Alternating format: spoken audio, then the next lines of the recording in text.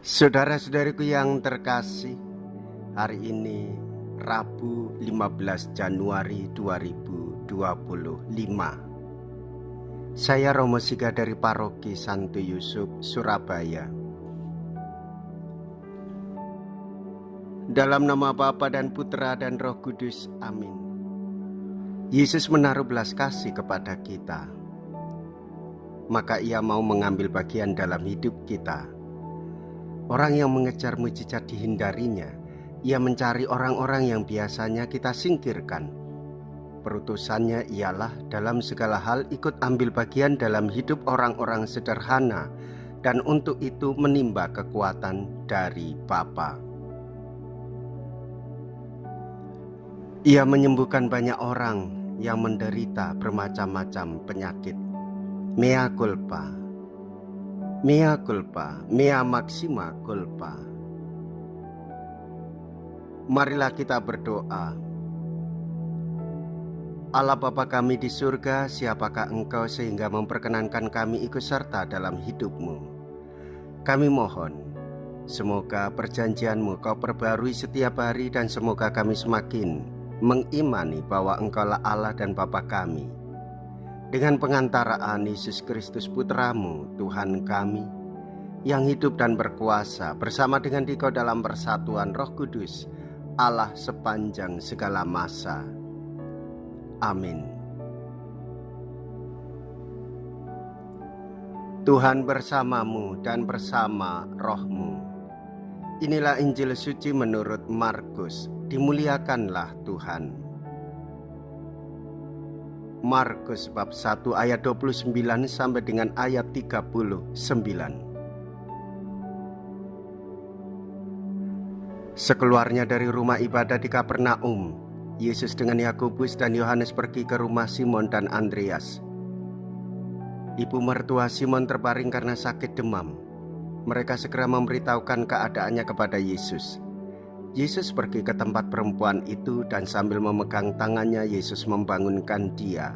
Lalu lenyaplah demamnya. Kemudian perempuan itu melayani mereka. Menjelang malam, sesudah matahari terbenam, dibawalah kepada Yesus semua orang yang menderita sakit dan yang kerasukan setan. Maka berkerumunlah seluruh penduduk kota itu di depan pintu.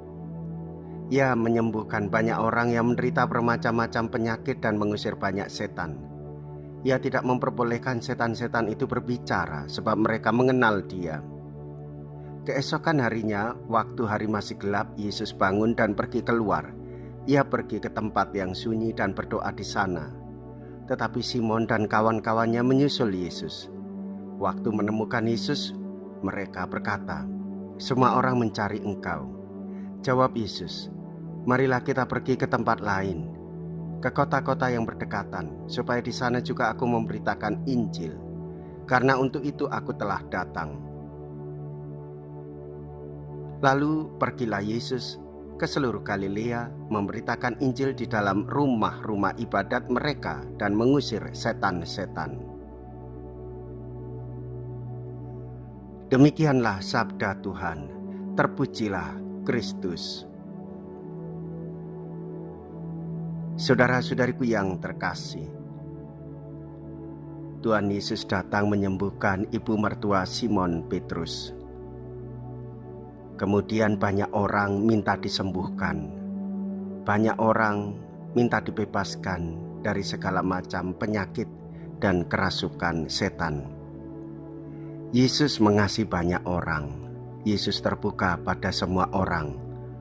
Namun Tuhan Yesus membatasi diri. Ia pergi ke tempat yang sunyi dan ingin memberitakan Injil kepada orang-orang di luar kota itu.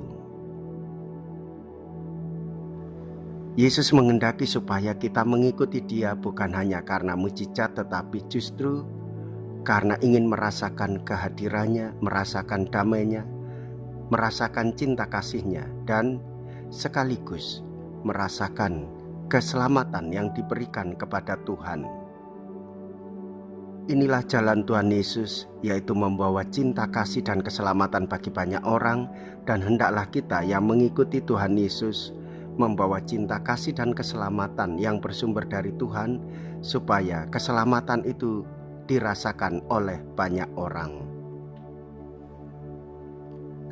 Jikalau kita berani hidup menderita dalam Yesus, maka kita pun akan dipermuliakan di dalam Kristus. Terpujilah nama Yesus, Bunda Maria dan Santo Yosef untuk selama-lamanya. Marilah kita berdoa. Allah Bapa, sumber kebahagiaan, Engkau melakukan keajaiban di tengah-tengah kami berkat sabda penyembuhan-Mu melalui Yesus Putra Manusia. Kami bersyukur dengan permohonan, semoga sabdanya terdengar lagi di tengah-tengah orang-orang yang kesepian dan mendambakan kebahagiaan. Dengan pengantaraan Kristus Tuhan kami. Amin. Tuhan beserta kita sekarang dan selama-lamanya. Semoga Allah yang Maha Kuasa memberkati saudara sekalian, Bapa dan Putra dan Roh Kudus. Amin. Saudara-saudariku yang terkasih, pergilah, ibadah sabda sudah selesai. Syukur kepada Allah.